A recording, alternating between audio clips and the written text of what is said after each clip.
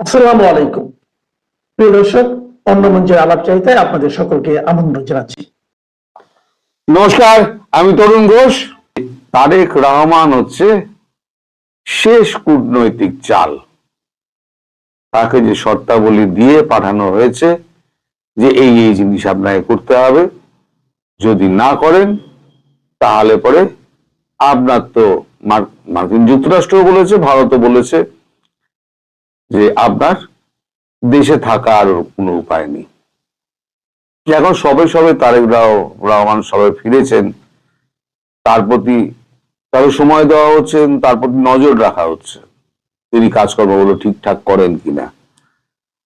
আবারও তিনি ওই মাজারে আর এতে গিয়ে উনি জিয়ারত করছেন, সমস্ত এতে যত কবরস্থান আছে, ইনক্লুডিং বঙ্গবন্ধুর ওখানেও যাবেন বলে শোনা যাচ্ছে।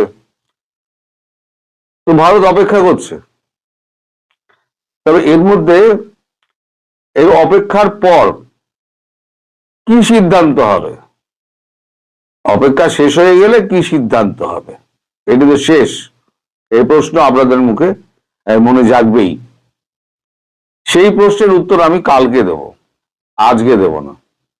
আজকে আমি আপনাদের দেশের কয়েকটা খবর দিই, চমকপ্রদ খবর। সেটা হচ্ছে অজিত দোভালের এক হুমকিতে পাকিস্তান বাংলাদেশ ডিফেন্স ডিল যেটা হওয়ার কথা ছিল সেটা আপাতত স্থগিত হয়ে গেল, মানে জলে চলে গেল। সেটা বলা হচ্ছে যে পরবর্তী নির্বাচিত সরকার এসে এই ব্যাপারে সিদ্ধান্ত নেবে। তার মানে অজিত দোভাল যে হুমকি দিয়েছেন, এমন চরম হুমকি দিয়েছেন যে ইউনূসের হাত পা কাঁপতে শুরু করে দিয়েছে। ইউনূস সঙ্গে সঙ্গে একেবারে প্রেসকে ডেকে, মানে প্রেস উইংকে ডেকে একটা বিবৃতি দিতে বলেছে। তারপরেতে বলেন যে থাক, এই বিবৃতি দেওয়ার দরকার নেই, পরে যা করার করা যাবে। উনি তবে প্রেসকে একটা বিবৃতিতে উনি বলেছেন, কি বলেছেন সে প্রসঙ্গে আমি আসছি। এই যে মানে ডিফেন্স প্যাক্টটা হয়েছিল, এই ডিফেন্স প্যাক্টের মধ্যে দু চারটে জিনিস আমি জানতে পেরেছি, যেটা আমাদের ইন্টেলিজেন্স মারফত আমরা খবরটা পেয়েছি। যেমন পাকিস্তান বাংলাদেশের সঙ্গে যে ডিফেন্স প্যাক্ট হয়েছিল, সেই ডিফেন্স প্যাক্টে পাকিস্তান যেটা ঠিক করেছিল, বাংলাদেশের 8টা এয়ারবেস,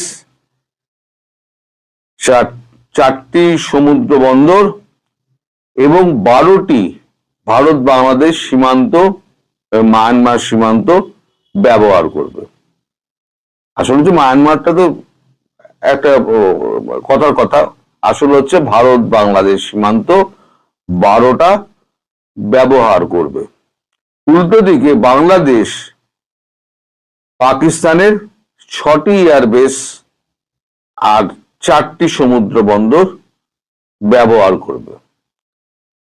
এবং ওখানে একটা পয়েন্ট লেখা আছে যে একে অপরের প্রতি সহমর্মিতা এবং সমঝোতার ভিত্তিতে চলবে এবং প্রতিরক্ষা বিষয়েও একে অপরের প্রতি আক্রমণ নিজের ওপর আক্রমণ হিসেবে দেখা হবে। সেই ডিফেন্স প্যাক্ট যেটা ছিল 31 তারিখে সই হওয়ার কথা ছিল, সেটা আপাতত জলে চলে গেল।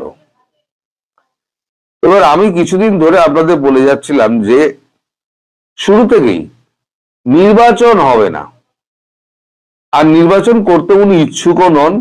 সেটা কারণটা আমি কালকেই বলেছি, যে নির্বাচনের কি কি ধাপ থাকে, কি কি নিয়ম থাকে, সেগুলো উনি করেননি। আর জামাতের সঙ্গে যে বিএনপির যে একটা ঝামেলা লাগবে এবং ইউনূস যে মধ্যিখানে স্যান্ডউইচ হবে, সেটা আগাম আমিও বলে দিয়েছিলাম। কাল যেটা ঘটনা ঘটেছে সেটা একটা খুব উল্লেখযোগ্য ঘটনা, যেটা আপনাদের কাছে সম্পূর্ণ চেপে যাওয়া হয়েছে। আপনাদের তো কোনো কিছু জানতে দেওয়া হচ্ছে না, এটি হচ্ছে মুশকিল, যে আপনারা জানবেন কি করে। দেশবাসীকে একেবারে অন্ধকারে রেখে দেওয়া হচ্ছে। কিন্তু অন্ধকারে ডাকলে কি হবে? আমার মুখ তো বন্ধ করতে পারবে না, যতক্ষণ আমার মুখ খোলা আছে আমি তো বলে যাব। এখন গত রাতে 3 সদস্যের জামাতের একটি প্রতিনিধি দল যমুনাতে গিয়ে ডক্টর ইউনূসের সঙ্গে দেখা করেন।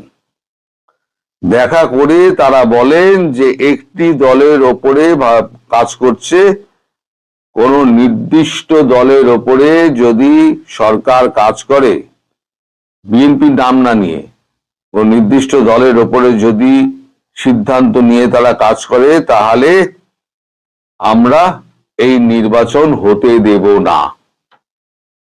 মানে নির্বাচন হতেই দেবে না।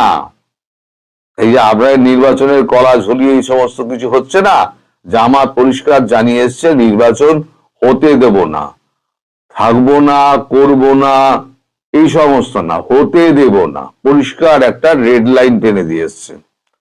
তাদের অভিযোগ 30 জন ডিস্ট্রিক্ট কমিশনার বিএনপির হয়ে কাজ করছে, তাদের কোনো কথা শোনা হচ্ছে না। এবং জামাত ইদানিংকালে যতগুলো অনুরোধ সরকারের কাছে রেখেছিল, সব কটা অনুরোধ ফাইল চাপা পড়েই রয়েছে, তার একটাও কোনো কাজ দেয়নি।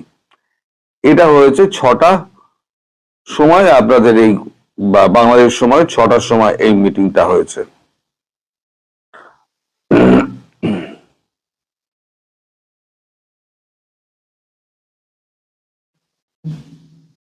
জামাতের পক্ষ থেকে আরো বলা হয়েছে যে নির্বাচনে জামাত জিতবে না, সেই নির্বাচন জামাত অংশগ্রহণও করবে না এবং নির্বাচন হতেও দেবে না।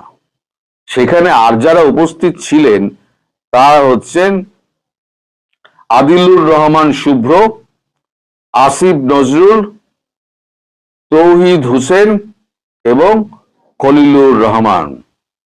তারা একসঙ্গে চুপ করে বসে থাকেন জামাতের ওই 3 জনের দিকে চেয়ে।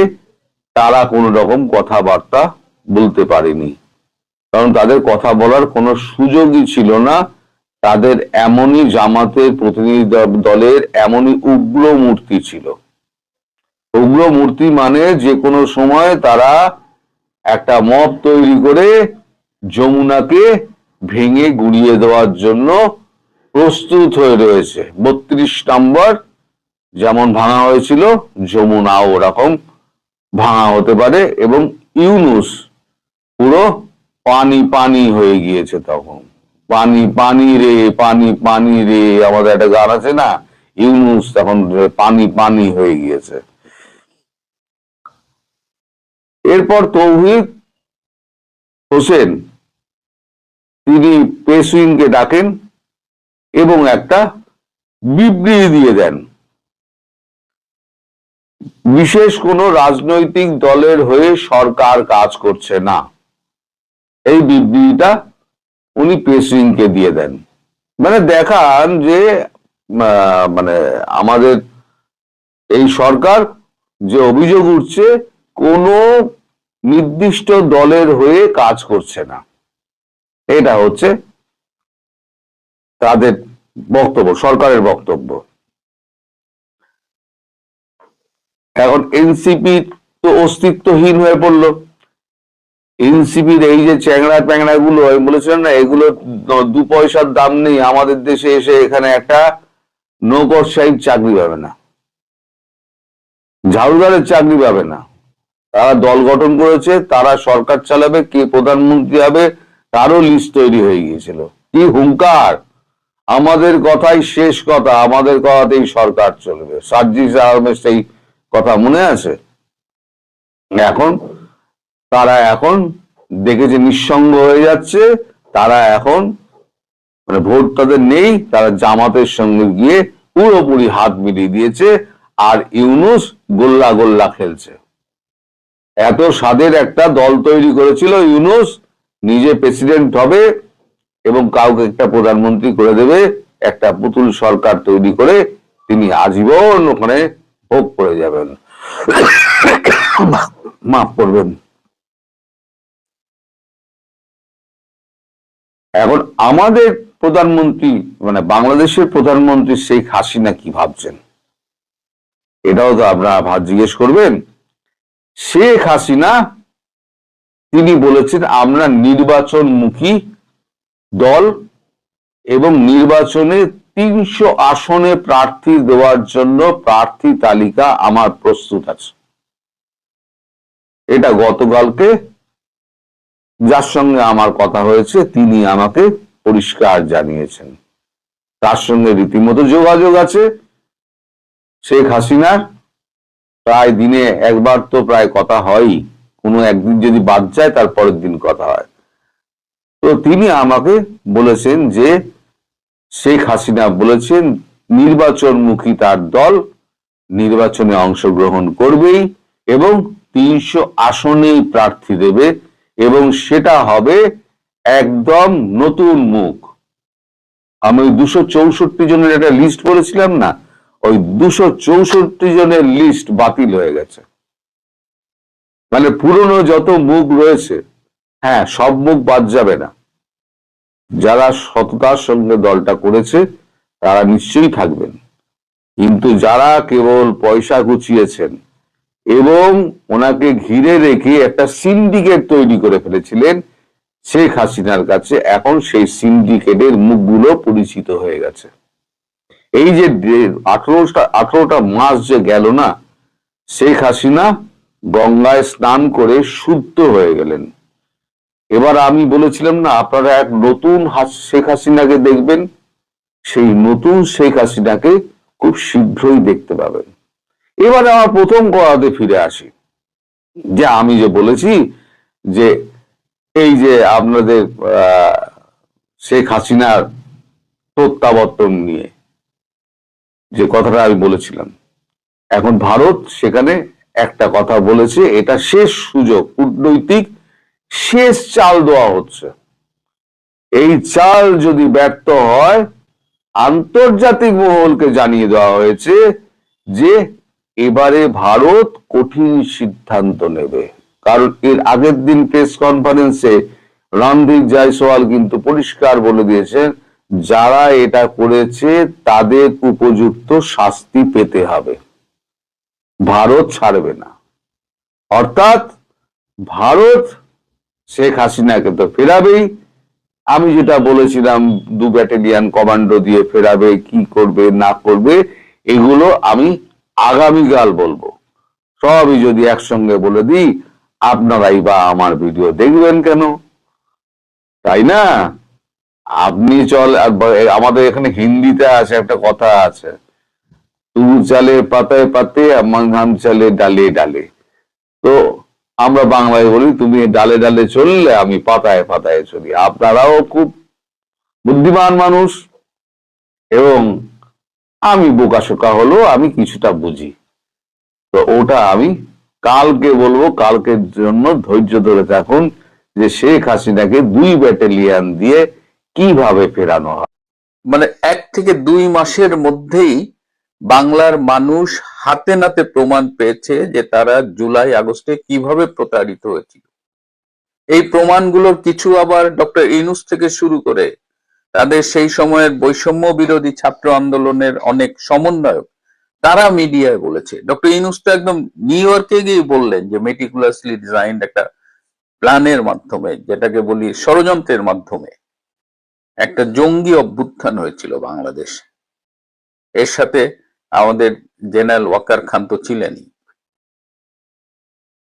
এবং একটা জিনিস, যে ষড়যন্ত্র করে যদি আপনি কিছু অর্জন করেন সেটি কিন্তু ধরে রাখা খুব কঠিন হয়ে যায়। এই যে সবার কাছে হিরো যে ছাত্র নেতাগুলো, যে নাহিদ বলেন, হাসনাত বলেন, সার্জিস বলেন, তাদের কাছে মানুষের কি প্রত্যাশা ছিল, তারা কি হতে পারত আর তারা কি হয়েছে। আওয়ামী লীগ বলেন, বিএনপি বলেন, তাদের শাসন আমরা দেখেছি, তারা নির্বাচিত হয়ে এসেছে, তাদের সবচেয়ে খারাপ যে ফর্মটা তার চেয়েও খারাপ ছিল এই বৈষম্য বিরোধী এইসব ছাত্র নেতারা। এসব এই নাহিদ, আসিফ, এদের এপিএস এক একজন 300-400 কোটি টাকা প্রথম কয়েক মাসের মধ্যেই আত্মসাৎ করেছে। এই বিচারপতি নিয়োগ দিবে, সেখানে টাকা, ডিসি নিয়োগ দেবে, সেখানে টাকা, সচিব নিয়োগ দেবে, সেখানে টাকা, টাকা টাকা আর টাকা।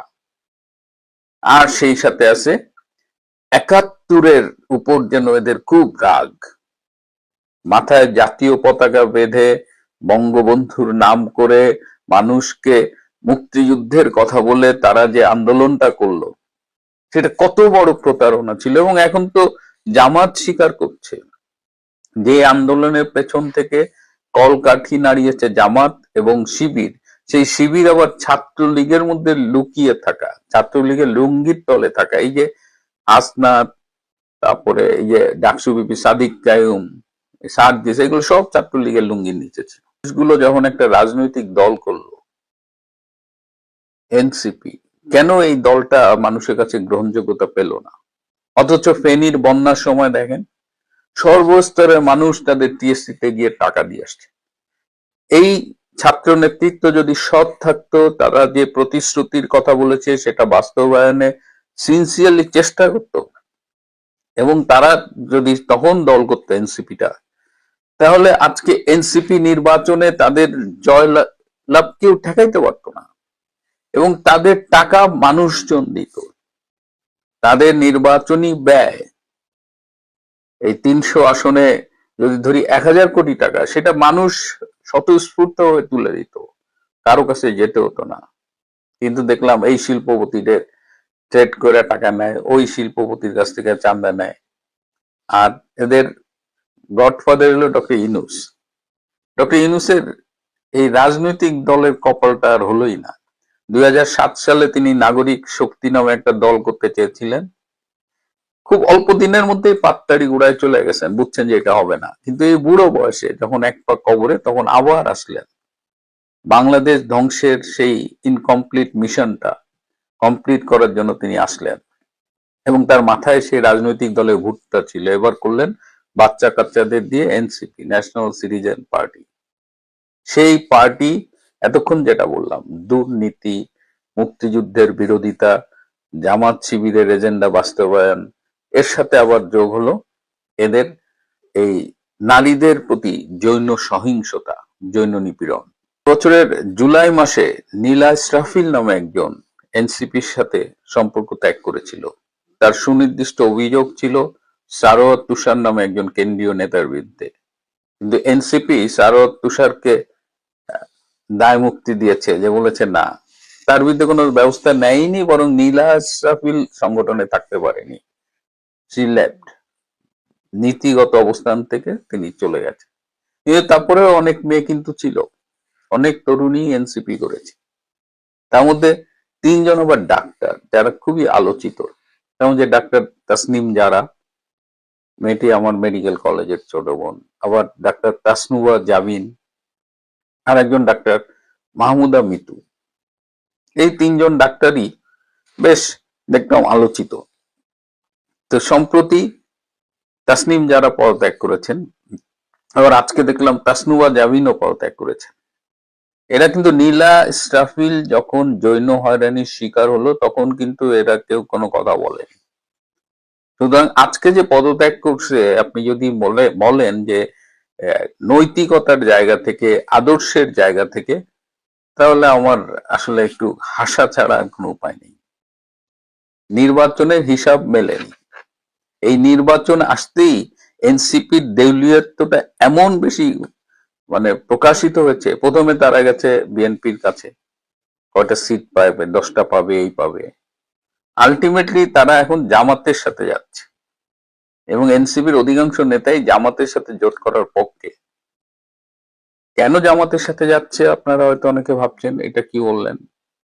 এরা এই যে বললাম জুলাই আগস্টের যে জঙ্গি অভ্যুত্থান, এটা তো পেছন থেকে জামাত শিবিরই করেছে, বাইরের থেকে টাকা এসেছে। টোটাল ফান্ডিং এর 70% জোগাড় করে দিয়েছে ডক্টর ইউনূস নিজে। জুলাই আগস্টের যে জঙ্গি অভ্যুত্থান হয়েছে, সেই আন্দোলনের টোটাল যে ফান্ডিং ছিল তার 70% জোগাড় করে দিয়েছেন ডক্টর ইউনূস নিজে। নিজের সোর্স থেকে দিয়েছেন, জামাতের সোর্স থেকে এসেছে, বিদেশি সোর্স থেকে এসেছে। তো এখন জামাতের সাথে যাচ্ছে, পিতা পুত্রের মিলন। এতদিন তারা একটা মুখোশ পরেছিল, জামাত বিরুদ্ধে কথা বলেছে, এই সবই মানে প্ল্যানের অংশ ছিল। দিনের শেষে যখন আওয়ামী লীগকে তারা বাইরে রেখেছে, নির্বাচন থেকে বিএনপি আসছে, তখন তারা মোটামুটি ক্ষমতায় চলে যাবে। তারেক রহমান আসায় আবার হিসাব একটু গোলমাল হয়ে গেছে। তো এখন এই অবস্থায় এই নমিনেশন গুলো পাবে না বলেই ডাক্তার তাসনুয়া জামিন পদত্যাগ করেছে, তাসনিম যারা পদত্যাগ করেছে, আর মাহমুদা মিতু এখনো পদত্যাগ করেছেন কিনা আমি জানি না। তবে এই মিতু মেয়েটা একটা বেসরকারি মেডিকেল কলেজে পড়তো এবং সে পড়া অবস্থায় একবার নিউজ হয়েছিল সে এক ব্রিগেডিয়ারের সাথে পরকিয়া করতো। তার সুগার ড্যাডি ছিল আর্মির এক ব্রিগেডিয়ার। এইটা ব্রিগেডিয়ারের বউ জানার পরে আয়সা মাউদা মিতুরে এমন মাইট দিছে যে সেটা কিন্তু নিউজ হয়েছিল, আপনাদের মনে আছে কিনা। তো এই হলো এনসিপি, সেক্স অ্যাডিক্ট একটা পার্টি, ওটা রাজনৈতিক দল, তার মধ্যে একটা মিনি পতিতালয় আছে মনে হয়, এরকম মানে নেতাদের আচরণ দেখলে তাই মনে হয়। এরা তরুণীকে সম্মান করতে জানে না। এবং আমি নীলা ইসরাফিলের সাথে অনেক বিষয় আমি একমত নই, কিন্তু তার এই বোল্ডনেসটাকে আমি অ্যাপ্রিসিয়েট করি।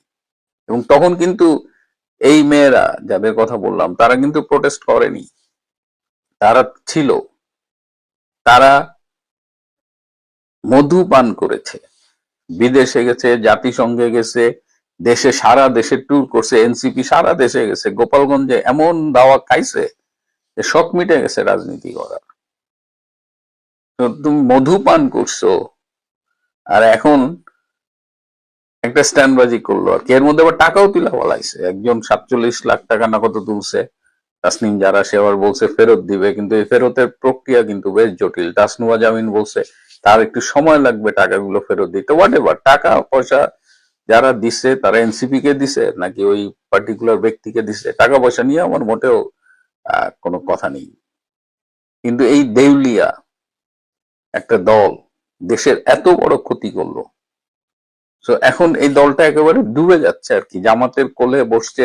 কারণ জামাতেরই তো গোপন সন্তান আর কি, এমন সন্তান যার পিতৃ পরিচয় এক সময় স্বীকার করা যেত না, কিন্তু অবশেষে ডিএনএ টেস্ট করে জানা গেল যে এনসিপি জামাতেরই সন্তান, রাজনৈতিক সন্তান।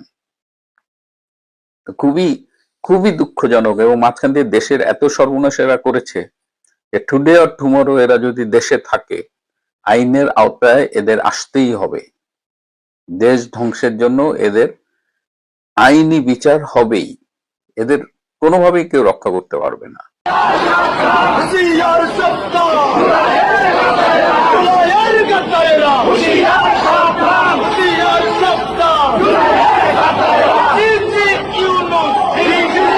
আর এর সাথে প্রকৃতির কিছু হিসেব নিকেশ তো আছেই, সেটা আমরা নানান সময় দেখছি। আর এনসিপির চাঁদাবাজি, এই যে আমি ডানা কাটা পরি গান গাওয়ার টামে, তাহরিমা সুরভি, জুলাই যোদ্ধা, একটা মোটামুটি কোথার থেকে রাতে মধ্যরাতে গ্রেপ্তার হইলো গাজীপুরে। তো ডানা কাটা পরি যেখানে থাকেন সেই পরিস্থানটা দেখে খুব কষ্ট পাইছি, এরকম ফকিন্নি হালে থাকে। আবার এই লেভেলের একজন মেয়ে, সে 50 কোটি টাকার চাঁদাবাজি করে হচ্ছে। এনসিপি হলো মানে এনসিপি নামটা শুনলে এখন আসলে দুর্গন্ধ বেরোয়, এবং এর বিচার হবেই বাংলাদেশে, এটা কেউ ঠেকাতে পারবে না। আমি এনসিপি কে ধিক জানাই, মানুষের সাথে প্রতারণা করবার জন্য এত অল্প বয়সে এত পাইকা গেছে। 7 সিস্টার্স ভাগ করতে চেয়েছিল হাসনাত আব্দুল্লাহ, এখন এনসিপির সিস্টাররা একেবারে এনসিপি ত্যাগ। শেষ পর্যন্ত জামাতের জোটে যোগ দিল এনসিপি। বলা হয় নতুন বাংলাদেশের তারা যোদ্ধা, জুলাই যোদ্ধা। আর 71-এর একজন অন্যতম যোদ্ধা কর্নেল অলি, তার এলডিপি, তারাও যোগ দিল জামাতের জোটে। নিঃসন্দেহে আজকে জামাতের জন্য অত্যন্ত একটা আনন্দের দিন, খুশির দিন। রীতিমতো বলা যায় যে জামাতের ভেতরে আনন্দের বন্যা বয়ে গেল, কারণ জামাত হঠাৎ করে অনেক কিছু পেয়ে গেল।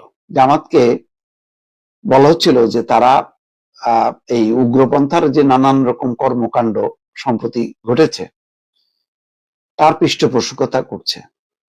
তারা তাদের হাত ধরে আবার চরমপন্থার একটা উত্থান ঘটছে। সেই জায়গায় এনসিপি ঢোকাতে দুইটা ঘটনা ঘটলো।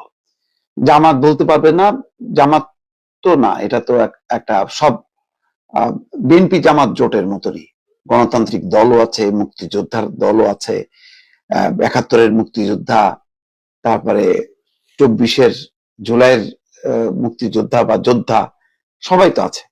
সুতরাং জামাত কিন্তু আস্তে করে একটা সুন্দর একটা সেল্টার পেল বলা যায়। আর যেটা হলো এনসিপির জন্য, এটা অত্যন্ত আত্মঘাতী। এটা একটু বিশ্লেষণ করি। এনসিপির একেবারেই পাওয়ার কিছু নেই, বরং আমি একটা কথা বলি আজকে, খেয়াল করেন তো, বারবার আওয়ামী লীগের পক্ষ থেকে বলা হচ্ছিল যে এই বৈষম্য বিরোধী ছাত্র আন্দোলন এটা আসলে স্বাধীনতা বিরোধী, উগ্রপন্থী, চরমপন্থী এদের একটা ষড়যন্ত্র, এরাই সংগঠিত হয়েছে। তো যখন নাকি ৫ই আগস্ট পট পরিবর্তনের পর হঠাৎ করে যখন নাকি বৈষম্য বিরোধী ছাত্র আন্দোলন থেকে বের হয়ে এসে বললো যে না, আমি তো শিবিরের প্রেসিডেন্ট, আমি শিবিরের সেক্রেটারি, আমি অমুক তমুক, চারিদিকে যখন কি হলো, তখন আমরা যতটা বলার চেষ্টা করলাম না এটা জামাত শিবির না, এটা রিয়েল একটা মানে যোদ্ধা, এরা খুবই আধুনিক শিক্ষায় শিক্ষিত, গণতন্ত্র মনা, এরা হচ্ছে ওই ৭১-এর মুক্তিযোদ্ধাদের উত্তরাধিকার, এই কথাগুলো বলার চেষ্টা করতাম, কিন্তু একটু ধাক্কাও খেতাম যখন নাকি হুট করে বৈষম্য বিরোধী ছাত্র আন্দোলনের যেই খোলস থেকে হঠাৎ করে বের হয়ে বলতেছে যে আমি শিবির, আমি শিবির, তখন কিন্তু কিছুটা বেশ আশাহত হলাম।